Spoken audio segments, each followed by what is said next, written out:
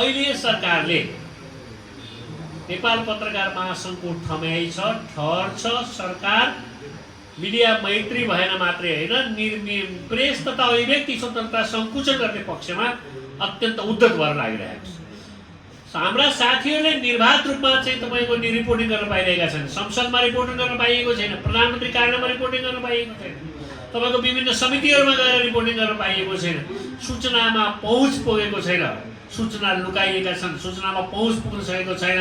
सूचनामा पहुँच नदिएर, निर्वाध रिपोर्टिङ गर्न नदिएर, अनि त्यसपछि अघि भर्खर चर्चा भएको विज्ञापन नीति चाहिँ तपाईँको परिपत्र गरेर चाहिँ 6600 भन्दा बढी मिडियाहरू छन्, 4वटा सञ्चार माध्यमलाई मात्रै दिने भन्ने बनाएर खरिद ऐनलाई लिएर गएर तपाईँको टेन्डर प्रक्रियामा मात्रै भने अब हामीले भनेर त्यहाँ लगायत जस्ता शब्द जाल हालेर सरकारले के गर्नु खोजिरहेको छ।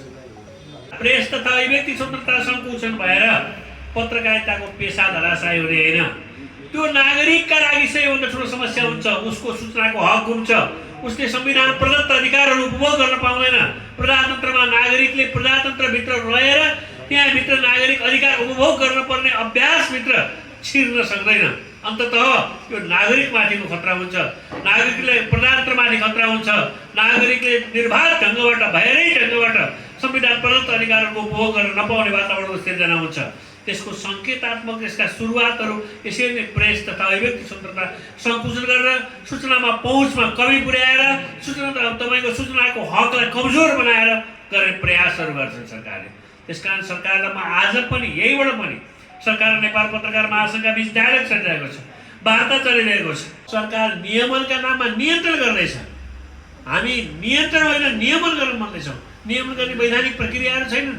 नेपालमा तपाईँको प्रेस काउन्सिललाई सशक्त बनाउन, स्वायत्त बनाउन हामीले हजारौँ चोटि भन्यौँ। योभन्दा अगाडिको सरकारलाई पनि भन्यौँ, आउनुहोस् कानुन बनाऊ, प्रेसलाई नियमन गरौँ, मर्यादित प्रेस, जिम्मेवार प्रेस, नागरिकप्रति उत्तरदायी प्रेस बनाऊ। प्रेस तथा अभिव्यक्ति स्वतन्त्रतालाई चाहिँ सङ्कुचन हुने खालको कुनै पनि प्रयासहरू बन्द गरौँ, तर मर्यादित, जिम्मेवार न उत्तरदायी प्रेस बनाऊ भनेर हामी दिनदिनै भनिरहेका छौँ। त्यसका केही विधिहरू होला नि, त्यसका केही तौर तरिका होला नि। आउनुहोस् तपाईँको चाहिँ के अरे प्रेस काउन्सिल विधेयक बनाऊ, त्यसलाई स्वायत्त बनाऊ, संशोधन गरौँ, लेखौँ। हामी स्टेक होल्डर, प्रमुख स्टेक होल्डर नेपाल पत्रकार महासङ्घ बाहिर राखेर जसका लागि कानुन बनाएको उसैसँग बहस पैरवी नगरिकन लिएर आएको कानुन मान्न सकिन्छ? त्यस्तो कानुन तपाईँ कसको पक्षमा लिएर आएको? जसको पक्षमा तपाईँ कानुन ल्याउँदै हुनुहुन्छ उसको अधिकार होइन त्यो कानुनको विषयमा बहस पैरवी गर्न पाउने, त्यो विषयमा छलफल गर्न पाउने। ती कुराहरू एउटा वञ्चित गराएर यस्तो कानुन हुन सक्दैन। सङ्घीय कानुन, सङ्घ मिडियासँग सम्बन्धित सङ्घदेखि प्रदेश हुँदै स्थानीय तहसम्मका कानुनहरू हामीसँग सल्लाह परामर्श बहस पैरवी भएर हुनुपर्दछ।